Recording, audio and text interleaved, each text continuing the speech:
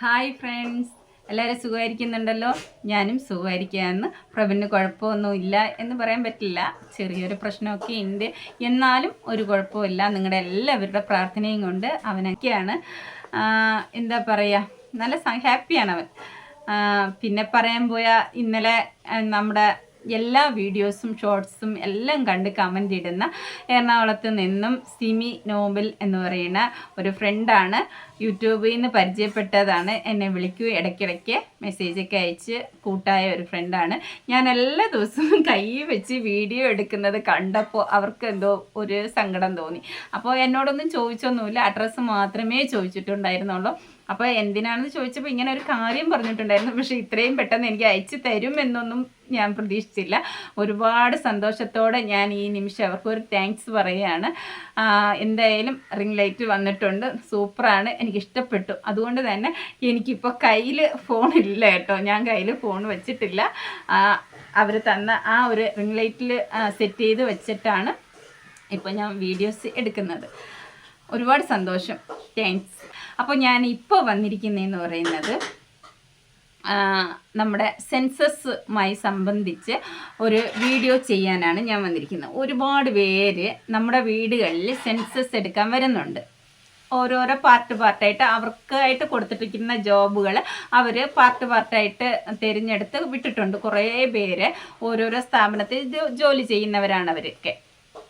അപ്പോൾ നമ്മുടെ വീടുകളിൽ പലരുടെ വീടുകളിൽ വരുമ്പോഴും പലരും വീട് കതവൊക്കെ അടച്ച് ജനലൊക്കെ അടച്ച് ഇരിക്കുകയാണ്. പലപ്പോഴും നമ്മളൊക്കെ അങ്ങനെ തന്നെയാണ് ഇരിക്കുന്നത്. ഇവർ വരുമെന്ന് പറഞ്ഞ് നമ്മൾ പേടിച്ച് ഒതുങ്ങി ഇരിക്കുന്നതല്ല, ഓൾറെഡി നമ്മൾ അങ്ങനെയായിരിക്കും പല വീടുകളിലും, അല്ലേ?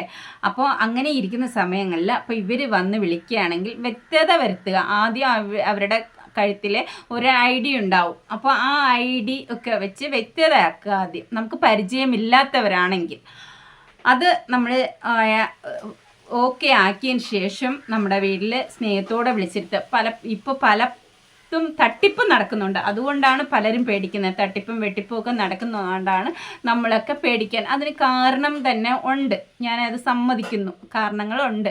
അതുകൊണ്ട് തന്നെയാണ് ഞാൻ പറഞ്ഞ അവരുടെ കഴുത്തിലുള്ള ID എല്ലാം വെച്ച് വേണമെങ്കിൽ നിങ്ങൾക്ക് അതിലൊരു ഫോട്ടോ വേണമെങ്കിൽ എടുത്ത് വയ്ക്കാം IDയിൽ കേട്ടോ.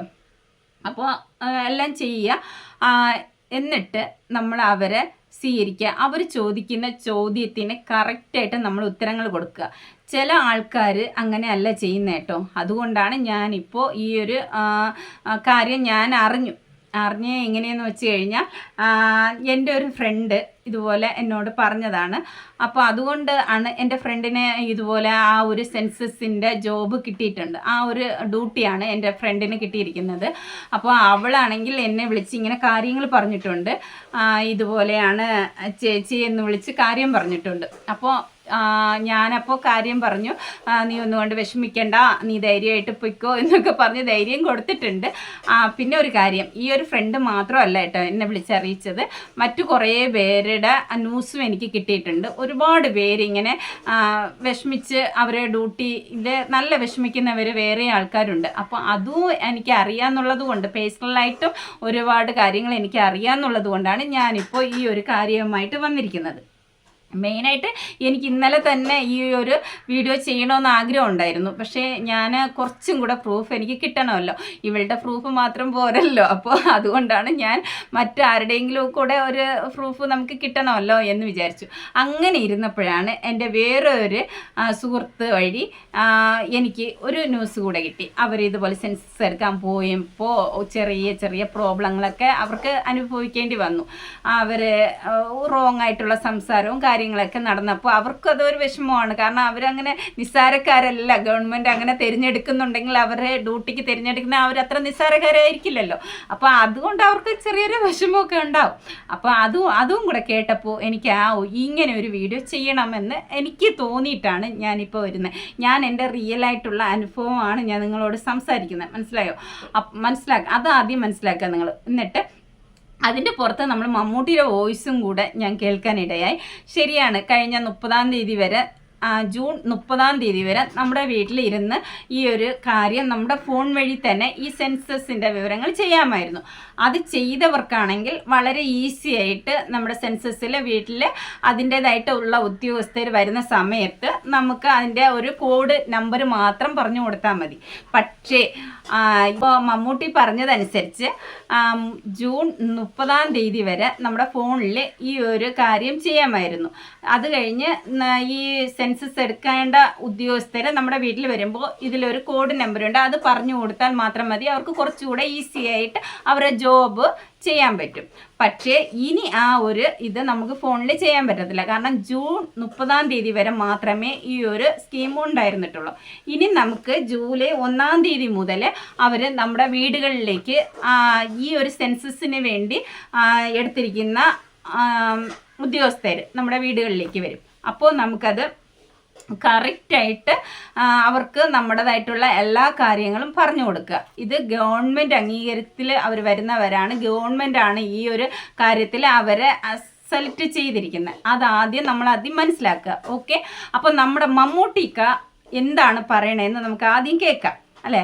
അത് കേട്ടിട്ട് ബാക്കി കൂടെ സംസാരിക്കാം. ഓക്കെ, 2027 ആദ്യ ഘട്ടം ഈ മാസം മുതൽ ആരംഭിച്ചിരിക്കുകയാണ്.